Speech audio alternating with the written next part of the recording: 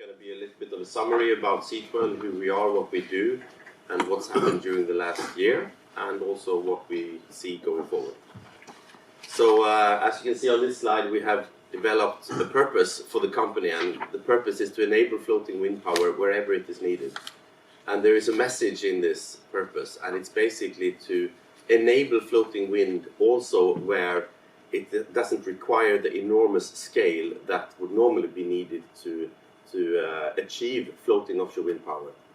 So the way we see the market develop today is that it's enormous investments required in order to reach the economy of scale that is needed to build out floating wind.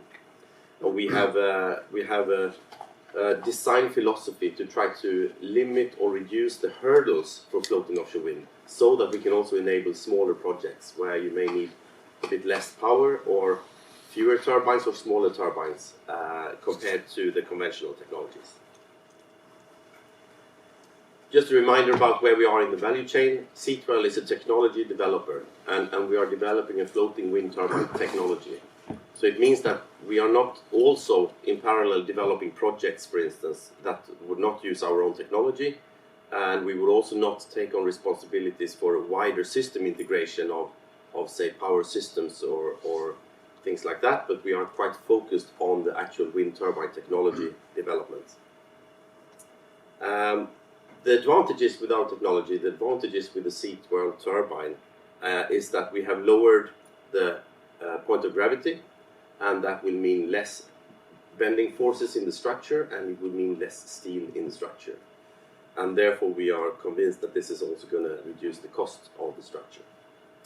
A very important part is the one in the middle here, where we can see that our turbine has brought down all the moving components down to the surface, which makes it possible to do maintenance, also heavy maintenance, close to the surface instead of at the top of the tower. And it's a very important hurdle for the industry today to reduce the dependency of the large cranes.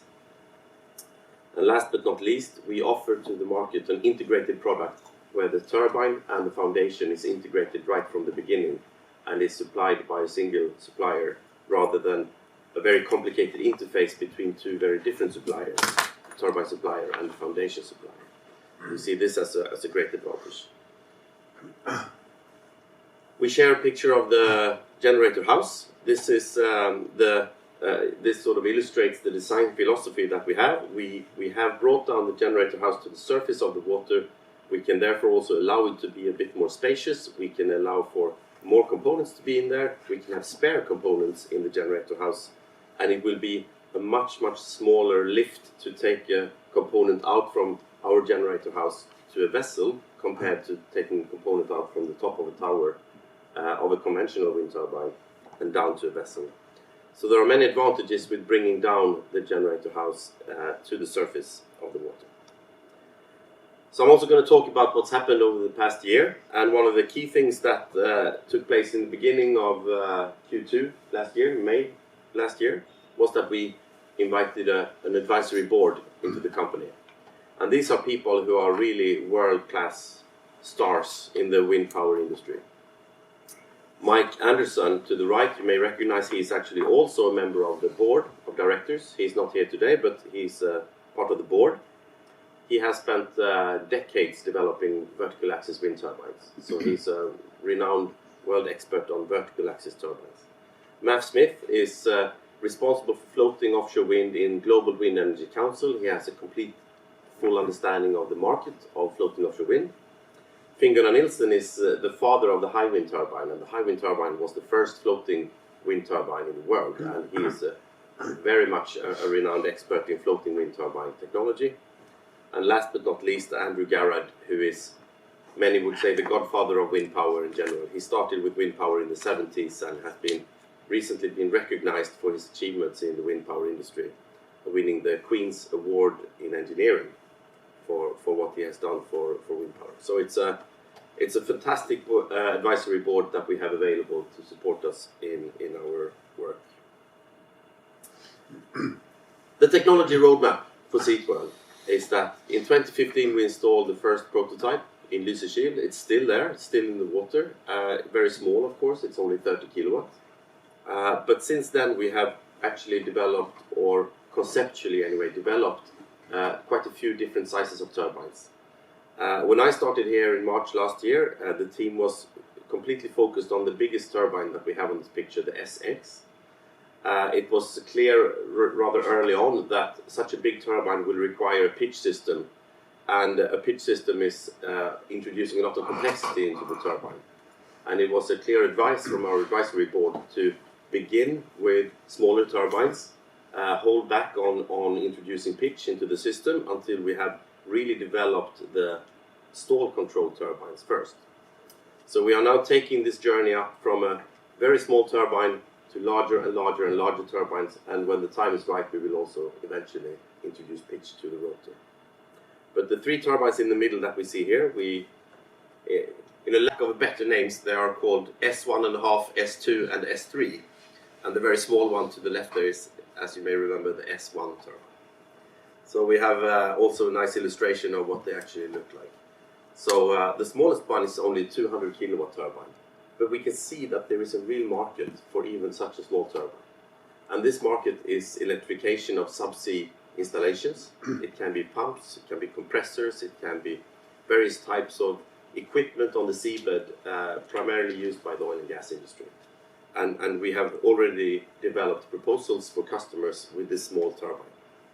The S2 is the one in the middle, it's the 1 megawatt turbine. This is the one that we are planning to build and install in Norway at the Met Center. And for the last, say, 6 months or so, we have spent quite a lot of resources to really look into a bigger turbine.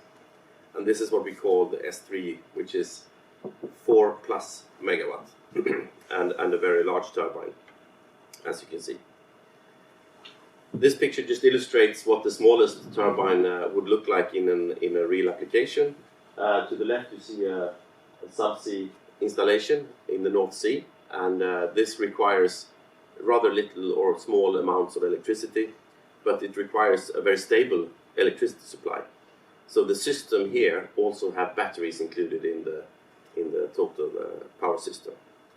The turbine, our turbine here, is actually developed for some of the worst sea conditions in the world. It's actually developed for 30-meter waves, so it's a tremendous challenge to make the turbine survive in such harsh environments. But the team has done a great job here. So as you can see, it's also a very high air gap between the surface and the turbine. But it's only because it's developed for that site. The S2, the one that's going to be installed in the Met Center in Norway, has a much more benign Met ocean conditions. It's nowhere near the same waves in this place as it is in the other one. So here the blades can be lowered, and it's an easier sea and wind conditions in this site. And here we can also see that we are only using 2 struts, 2 horizontal struts instead of 3, because of that more benign wind and wave condition. The blades and many other components have already been acquired or are under production, and this is a picture from the site visit when the board and the advisory board came up to Uddevalla, to Elite Composite, to look at the blade fabrication of the S2 blades. So the blade that you see on the picture behind us here is a 40-meter long blade for the 1 megawatt machine. And finally then, the S3 turbine, as you can see here, this is a very large turbine. This is 100-meter long blades. It is 4 to 6 megawatt in rated power. It has about 80-meter long draft for the spar, and it's the biggest turbine that we are currently working on. Just to illustrate the fact that we are able to do maintenance also with available vessels and smaller vessels, we have actually used vessels in our illustrations that are already trafficking the oil and gas platforms in the sea. So these are the type of ships that will go back and forth to the oil platforms anyway. And it's a very important part of our value proposition to this industry to say that these ships can actually do all the maintenance on our turbine, as opposed to a turbine which has the rotor at the top of the tower, where you would either need to take it back to shore to do the maintenance in a harbor or in a yard, or you would have to have a big crane vessel that can do these lifts offshore. Our turbine can actually do the maintenance even with a small crane on this vessel, the deck handling crane. So we have a very clear focus on the oil and gas industry and the electrification of oil and gas, because we can see that that is a huge market. So a small platform in the small offshore oil and gas platform would require something around 8 to 12 megawatts of power. There are quite many of those, and they would obviously only require 2 turbines. But most of the bigger platforms, at least in the North Sea, they would require something like 30 to 40 megawatt or 25 to 40 megawatt even. And there we see that you would probably need something like 6 to 8 turbines to electrify one of those platforms. There is a tremendous pressure from authorities to decarbonize the oil and gas industry. And all these operators are really looking into various ways to try to reduce their emissions, and they have very, very few alternatives. So we clearly see this as our key opportunity to build turbines in the near future. But in order to provide reliable power supply to these platforms, we need to have energy storage introduced into the system. So we have recently, in the beginning of March, we have signed an MOU with the Scottish battery supplier Verloom, who has been in the industry for more than 10 years, and they are working with the exact same customers as we are now approaching, the oil and gas industry, who are trying to electrify the platforms. And they already have a lot of dialogues going and even projects in the water. So it was a fantastic match between us and Verloom, that we now combine our 2 products, and we can offer to the market a very stable power supply. So you can obviously see to the left the difference between what the system would look like without battery introduced and with batteries.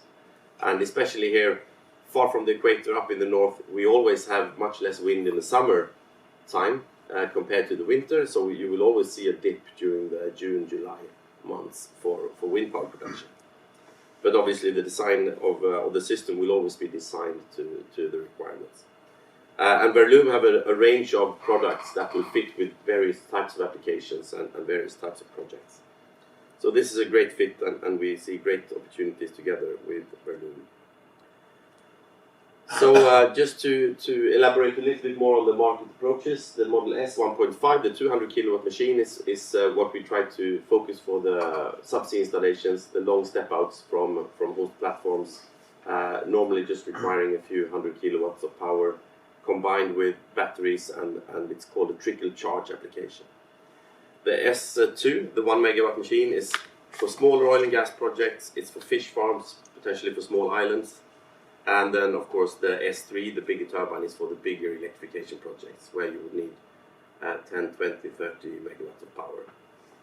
So that's the focus that we are focusing on at the moment, the industrial applications. The utility scale turbine, we are not putting any resources into at this point. We focus on the smaller turbines first. Just a list of some of the ongoing discussions we have with authorities and other partners. Oceaneering, we signed an MOU with Oceaneering in September last year. They are a very large and well-renowned subsea technology company and EPCI contractor. More than 9,000 employees listed on Nasdaq in the US, based in Houston. Very, very big supplier to the oil and gas industry, so it's also a fantastic partner to have when we now approach this industry. The North Sea Transition Authority is a UK-based authority who are managing the licenses and so on for oil and gas operators, and they are the ones really trying to enforce decarbonization of the sector now. Evolenap is a French financing organization where we recently became selected as members after a pitching process and so on, and they will help us achieve financing in the French financing market. And then we have the Energimyndigheten project, of course, which is a very important part of our work. We have received a grant from the Swedish Energy Authority to build the S2X in Norway. So it's a great focus to continue working on that project and ensure that we have progress as we have planned for that. Finally, BAPSEA is a collaboration between Business Sweden and Energimyndigheten, the Energy Authority, for the Southeast Asian market. So we have been traveling to Southeast Asia a number of occasions during the last year, both myself and Peter Lauritz. We've been to the Philippines, we've been to Malaysia, we've been to Singapore, and met a lot of customers there. So great support from them actually. Now in May we are also going to launch a new website. So as you may have seen if you've been to our website, it hasn't really happened very much over the last year. But now that there's been so much development work happening within the company, both on the technology side, but perhaps even more importantly on the market side and building the relations with the different customers and potential customers, we really want the website to reflect all this work. So this is going to be launched in just a couple of weeks, and keep an eye out for that.